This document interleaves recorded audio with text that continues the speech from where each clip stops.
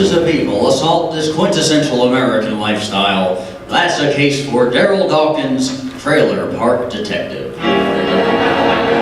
Tonight, join us as Darrel Dawkins, Trailer Park Detective, investigates the case of the missing pink flamingos.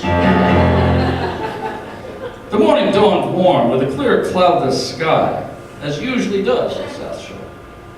Snowy egrets hunted frogs and small fish in the shallows of 100 fountained ponds, and hawks circled lazily overhead, planning breakfast. It was a perfect day to do nothing when life got in the way.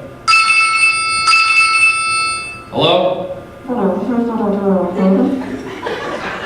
Yeah, this is Dawkins.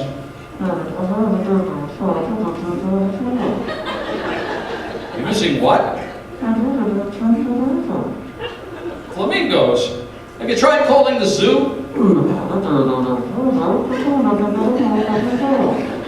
Oh, that kind.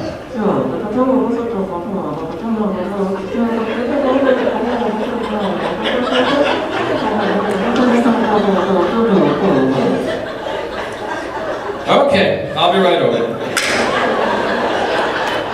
The call was from the manager of the Tidy Rest Trailer Park. It seems that pink long flamingos have been disappearing in front of residents' homes over the past few weeks, and everyone is fed up. I gunned my motorcycle and headed out to see for myself. As I pulled up, the manager promptly came out of the park office as though she'd been waiting at the window the whole time. She was a short, heavy-set woman in her 50s. Concern and relief alternately played across her face as I approached and introduced myself. Miss Morton, I'm Darrel Dawkins. Detective Dawkins, oh thank goodness you're here. We are really at our wits' end with all this. For the past few weeks, pink flamingos, you know, the small decorative birds that people put in their front yards? Yes, ma'am? Pink flamingos have been disappearing from in front of our homes, and always on a Saturday night when residents are distracted with visitors or out dining. I see. How many trailers do you have here? They are manufactured homes.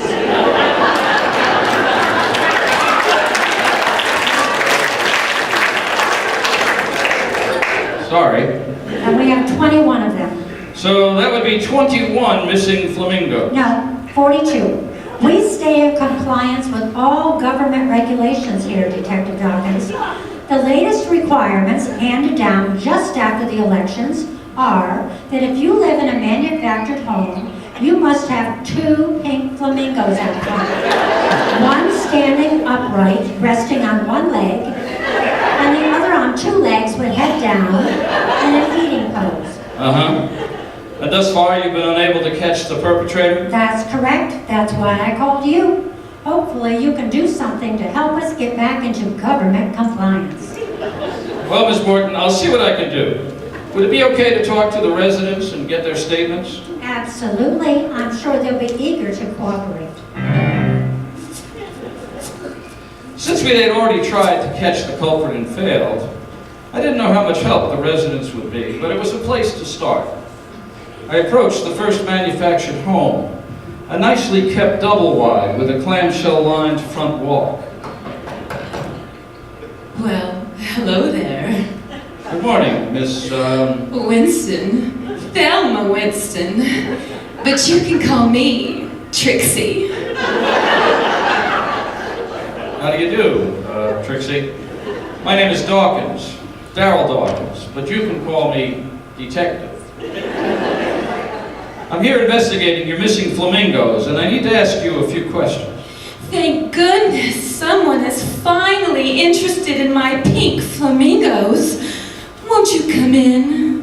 I see it's getting hot out there. Not as hot as it'll probably get in there.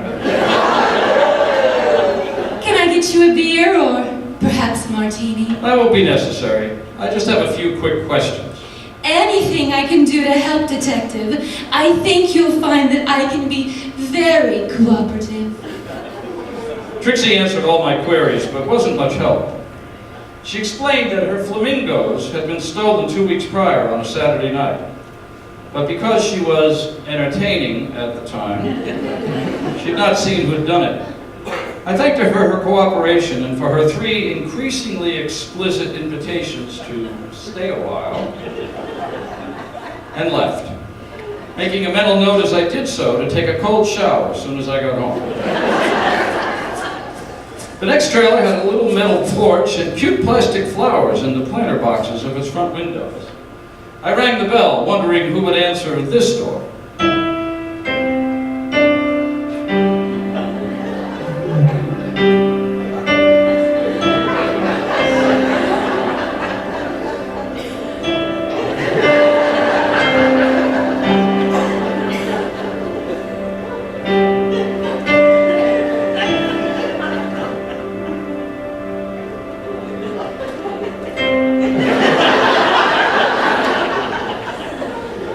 The owner was a sweet little old lady, about 70 or so.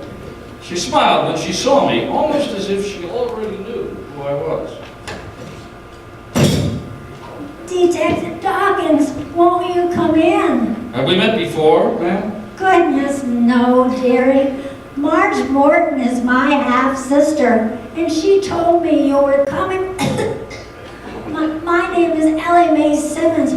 How can I be of help in solving these terrible thefts? I asked the obvious questions. Ellie Mae explained that hers were the last pair of flamingos to disappear.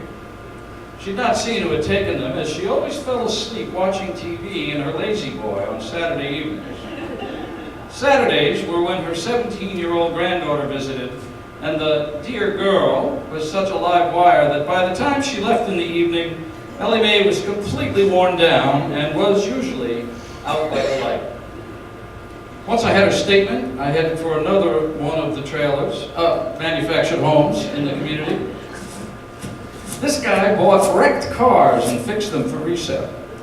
His parts-littered front yard looked like an automobile had exploded there. He was half hidden under a wreck as I approached. I introduced myself and explained my mission. Yeah, that was a real shame. I feel like those flamingos really classed up my place. Uh-huh. I can see why you'd want that. Exactly. But under the circumstances, I was hardly in a position to replace them. I mean, being in the automobile recuperation business and all. Automobile recuperation? Sure. A crash is very damaging to a car's psyche. Not to mention its physical well-being. I never realized. Oh, yeah. I mean, I see myself as putting damaged souls back together, you know? I see. And this is a cutthroat business, detective. If you want success, cash flow is absolutely critical. Well, sure. You absolutely gotta watch the cash flow. So you don't have any idea who could be doing this? No, not really. You see, I go to the car auction on Saturdays looking for deals. One time I go, and when I get home late that night, the Flamingos was gone. So there's nothing else you can add? Nah. Nothing I can think of here.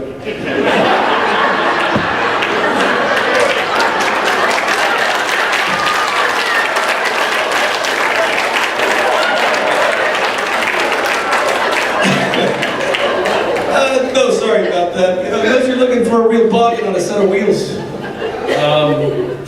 Not just yet.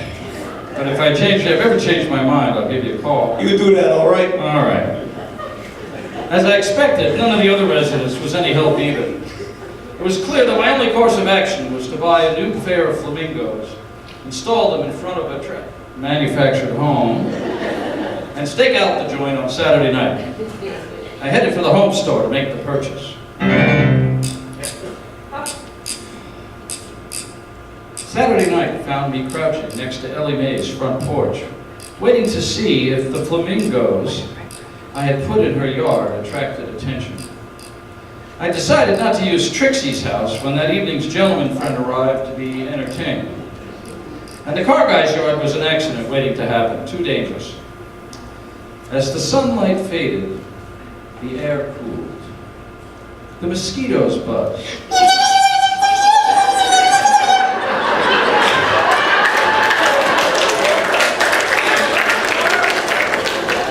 And buzzed.